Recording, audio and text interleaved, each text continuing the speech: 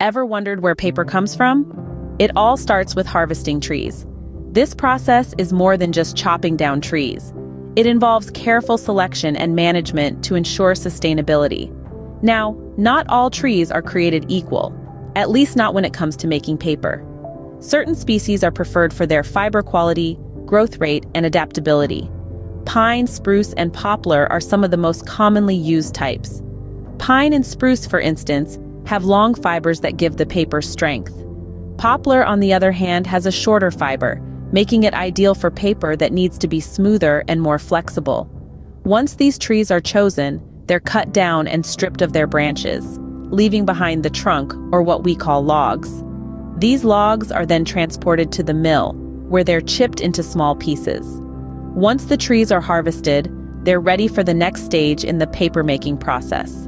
After harvesting, it's time to transform those trees into pulp. So how do we turn solid wood into a mushy pulp, you might wonder? It's a fascinating process indeed. Firstly, the harvested wood is cut into small chips.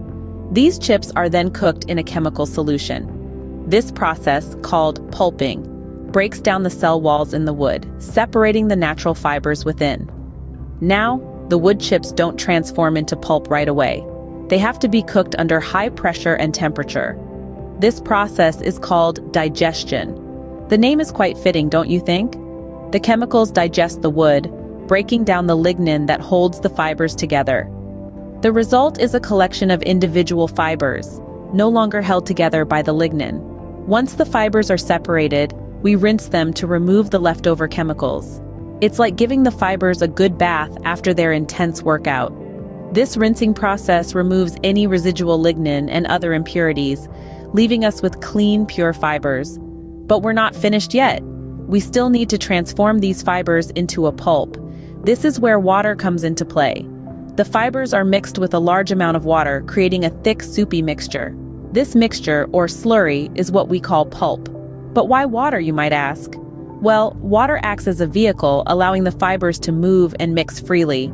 It's like a dance floor where the fibers can twirl and swirl to their heart's content. This dancing, or slushing, helps to evenly distribute the fibers throughout the pulp. And there you have it. We've taken solid wood, broken it down into individual fibers, and transformed it into a slurry of pulp.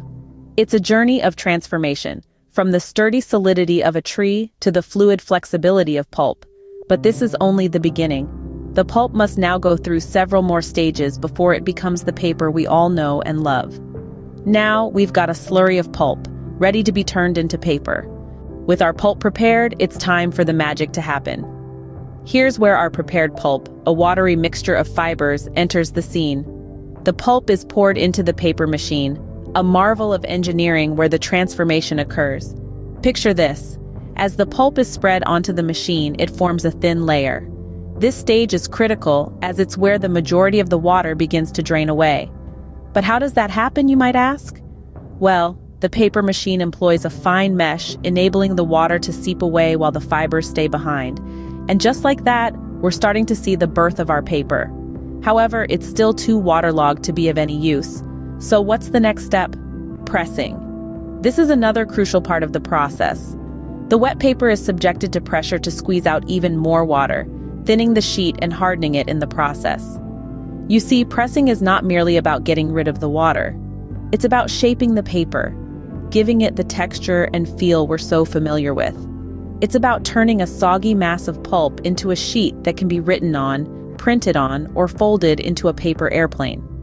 Pressing the paper not only removes the water but also compresses the fibers. This compression is what gives the paper its strength, its rigidity, and its smooth surface. It's what transforms the paper from a fragile, wet sheet into a sturdy, usable product. But don't be fooled into thinking that this is the end of the process. Oh no, we're just getting started. The paper is still damp and will need to be dried, checked for quality, and then finally rolled, cut, and packaged. But that's for the next stage. Our paper is starting to look like, well, paper, but it's not quite ready yet. So stay tuned as we continue our journey, exploring the fascinating world of paper making. Now it's time to dry our paper and check it for any imperfections. After the pressing process, our paper is still damp and not yet ready for use. So, the next stage in this fascinating process is drying. The damp paper is fed into large drying machines, which are essentially enormous dryers. These machines generate high temperatures to evaporate the remaining water content from the paper. It's a bit like putting your wet clothes in the tumble dryer at home, but on a much larger scale. The drying process is critical as it gives the paper its final form, making it flat and smooth. Once the paper is adequately dried, it's time for a thorough examination. The purpose of this step, known as quality control, is to check the paper for any defects or flaws. This process is meticulous and precise, ensuring that the paper we produce is of the highest quality. Quality control personnel inspect the paper for various elements such as thickness, color, and texture. They also look for any imperfections like holes, tears, or discolorations. Some checks are done manually, with a keen eye for detail, while others are automated, using advanced technology to scan the paper. If a flaw is detected, the batch of paper is taken out of the production line and the issue is addressed. This could mean adjusting the paper machine, tweaking the pulp mixture, or even starting the process from scratch. It's all about maintaining the integrity of the paper and making sure it meets the standards we've set. It's important to note that quality control doesn't stop here. Even after the paper is packaged and ready for shipping, random samples are taken and tested to ensure that the quality is maintained throughout the entire process. Quality control ensures that every piece of paper we produce is not just good, but great. It's this commitment to excellence that allows us to create paper that people around the world can rely on for their various needs. Once it passes quality control, we're almost there. The paper is now ready for the final stages of the process: rolling, cutting, and packaging. But that's a story for our next scene. We're on the final stretch now. Let's get this paper ready for use. After the paper has been dried and passed the quality control, it's time to roll it up. The paper is wound onto large reels, with each reel potentially containing miles of paper. It's a fascinating process to watch, as the paper seems to seamlessly flow from the drying section onto these massive reels. And it doesn't stop there. These reels are so large that they need to be handled by special machinery to be moved around the factory. Once the paper is safely rolled up, it's time to cut it down to size. The large reels are placed on machines known as slitters. These machines, as their name suggests, slit the paper into smaller, more manageable sizes. Depending on the intended use, the paper can be cut into a variety of sizes. Whether it's for your printer at home, the notebook you use at school, or the newspaper you read in the morning, each piece of paper is precisely cut to meet its purpose.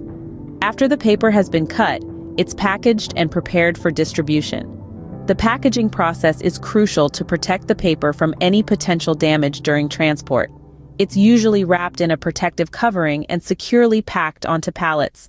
Each package is then labeled with information about the type of paper, its size, and the number of sheets it contains.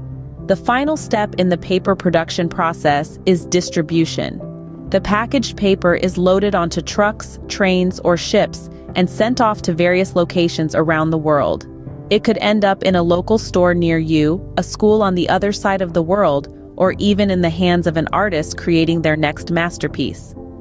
From the forest to the factory and finally to your hands, the journey of paper is a complex process that requires precision, care, and a whole lot of trees. It's a testament to human ingenuity and the endless possibilities of a simple material like paper. And there you have it. That's how paper is made. But what does all this mean for our environment, you might ask? Well, the production of paper has a significant environmental footprint.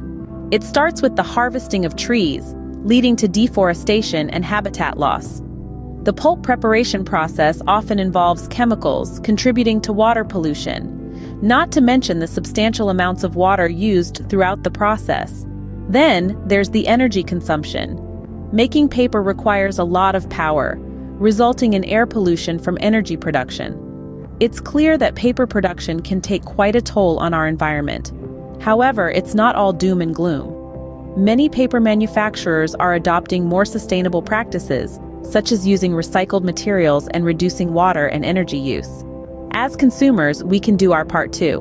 By reducing our paper consumption and recycling, we can lessen the environmental impact of our paper use. So next time you use a piece of paper, remember the journey it's been on.